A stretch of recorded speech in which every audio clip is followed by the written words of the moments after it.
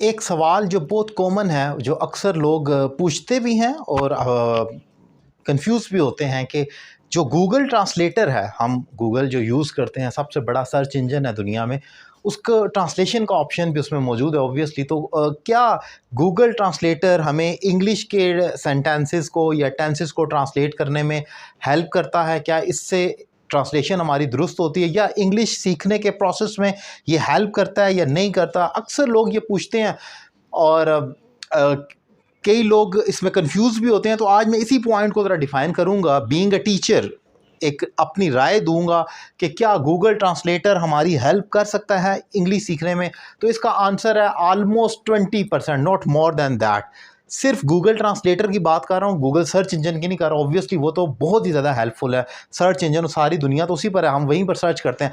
लेकिन अगर आप गूगल ट्रांसलेटर को यूज़ करते हैं अपने इंग्लिश ट्रांसलेशन को बेहतर करने के लिए, तो ये सिर्फ और सिर्फ आपकी 20% हेल्प करता है। इससे ज़्यादा आपको ब्लाइंड कर देता है, यानी कि अंधा कर देता है, और आपकी ग्रामेटिकल मिस्टेक होती हैं। तो अगर आप ट्रांसलेशन के लिए, जैसे आप एक फ़िक्रा उठा लेते हैं, आप कहते हैं कि मेरे लिए तो ये आसान है कि मैं यहाँ से फ़िक्रा उठाता हूँ और गूगल ट्रांसलेटर में फेंकता हूँ और वो मुझे इंग्लिश दे देता है, तो आप गलत करते हैं। क्योंकि गूगल ट्रांसलेटर आपको एग्जैक्ट मीनिंग नहीं बता सकता कई फिक्रों का, कई क्लॉजेस का, कई सेंटेंसेस का, कई फ्रेजेस का। उसके अलावा कई क्लॉजेज होती हैं जो डिफरेंट मीनिंग होती है, ईडियम्स होते हैं। अभी ईडियम्स लिटरल, अब डार्क हॉर्स आप लिखेंगे तो उसमें तो वो एक काला घोड़ा आ जाएगा, लेकिन ये एक ईडियम है जिसका मतलब है छुपा रुस्तम। सो आप गूगल ट्रांसलेटर को ब्लाइंडली ट्रस्ट करते हुए इस्तेमाल हरगिज़ मत करें। अगर आपकी इंग्लिश वीक है और आप समझते हैं कि कोई आपने एक इंग्लिश की फ्रेज़ उठा ली, आपने वहाँ पर पुट की, उसका उर्दू मीनिंग ले लिया, तो आपको पता लगा कि ये उर्दू मीनिंग है, तो ये गलत है।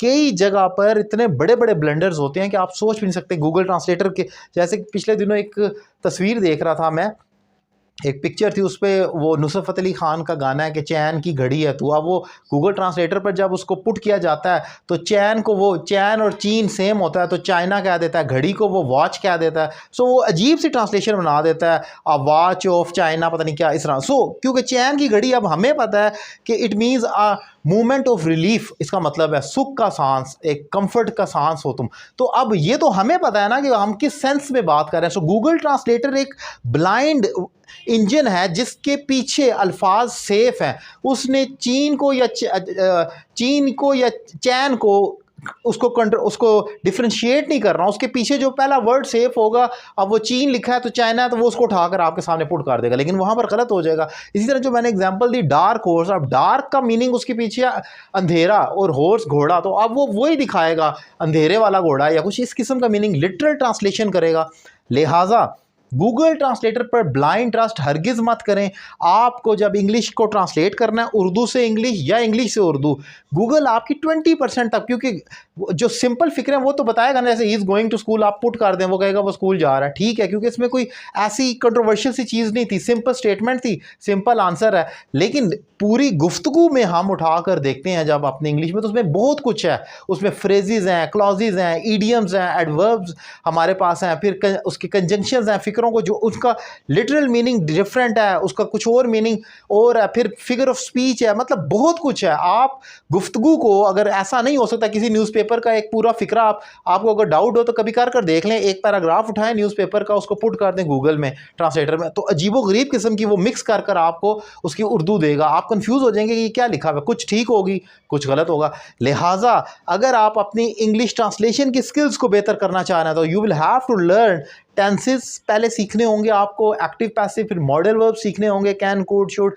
हैज़ टू, हैव टू, फिर कंडीशनल सेंटेंसेस, फिर स्ट्रक्चर सीखने होंगे, और फिर आपका पार्ट ऑफ स्पीच भी हेल्प करता है, फिर आप लिखने के काबिल हो जाते हैं। सो लिहाजा इस चीज़ को सीखने का एक प्रॉपर सिस्टमैटिक वे है। बट ऑब्वियसली कहा जाता है something is better than nothing. अगर आपको इतना टाइम नहीं है, इतना कुछ नहीं आता, तो जो आप कर रहे हैं वैसे ही करते रहें, कॉपी पेस्ट कर जितना मीनिंग आता समझ लें। लेकिन जो मैं बात कह रहा हूँ, मैं बिल्कुल इसको ओन करता हूँ कि बीइंग अ टीचर आपको अपने एक्सपीरियंस की बेस पर बता रहा हूँ कि ये कोई तरीका नहीं है। किसी भी जगह आपको बड़ी सख्त मार पड़ सकती है आपके ब्लंडर की, आपने मीनिंग कुछ और है, वहाँ से कॉपी कर दे दिया, या किसी को बता दिया आगे मीनिंग कुछ और था, तो और आपको नहीं पता था। लिहाजा गूगल ट्रांसलेटर को हरगिज़ इस सेंस में यूज़ ना करें कि वहाँ से मीनिंग जो आप पुट कर रहे हैं वो मीनिंग होगा, वो बिल्कुल इंटायरली डिफरेंट हो सकता है, बल्कि डिफरेंट क्या, उलट हो सकता है। सो इस चीज़ को ध्यान रखना होगा आपको। Thank you very much.